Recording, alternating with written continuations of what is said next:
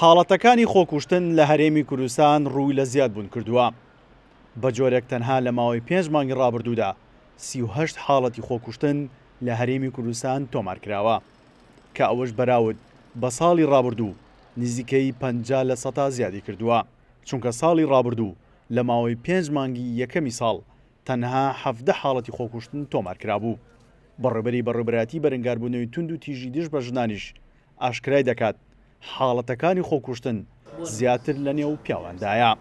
بۆ ئەم ساڵ ئەگەر ئێمە 5 مانگ دیاری بکەین، ینی بە تەحدید حالەتەکان دەکرێ برین لە 150 زیادی کردووە، ینی زۆر زۆرە پێم وایە خۆکوشتنەکان. ساڵی پار بە بارودۆخی کۆڕۆنا کە بەداخەوە کۆمەڵە خەڵکی ئازیل لە دەستداین، بەڵام بۆ تونند و تیژیەکان ڕێژەکان زۆر زۆر کەمی کردبوو. ئیم ساڵ خۆکوشتنەکان دەکرێ برین زۆر زیادی کردیە. هۆکار کۆمەڵی هۆکار هەیە، بوونی چەک لە هەموو ماڵێک یەکێکە لە هۆکارەکان، چونکە بەشەکی زۆری ئەوانە بە چەک خۆیان دەکوژن. نائارامی دەرونی تاک، یعنی کە بەڕاستی لەم هەرێمە بە پیا و ژن دەرونی نائارامە.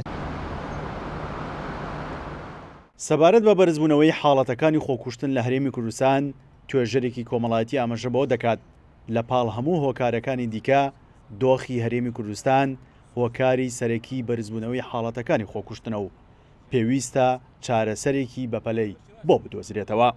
ئەو بارودۆخی کە ئەوڕۆ لە هەرێمی کوردستان هەیە بارودۆخێکی نەخوازراوە، بارودۆخێکی بێزارکەرە.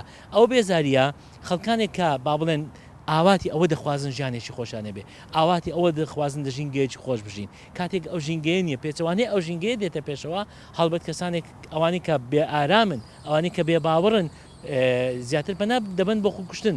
بێ باوەڕی دەرەجەیەکی زۆری هەیە لە خۆکوژی، لە هۆکاری خۆکوژی. لە پاڵ بەرزبوونەوەی حاڵەتەکانی خۆکوشتن لە هەرێمی کوردستان، حاڵەتەکانی کوشتنیش ڕووی لە زیاد بوون کردووە. لە هەمان کاتدا حاڵەتەکانی خۆسووتانیش زیادی کردووە. لەگەڵ ئەوەشدا ژمارەی سکاڵەکانیش لە بەرامبەر توندوتیژیەکان زیادی کردووە.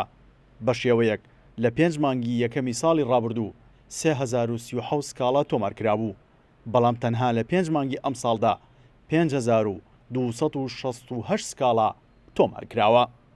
سیروان حوسێن، کورتسات نیوز، هەولێر.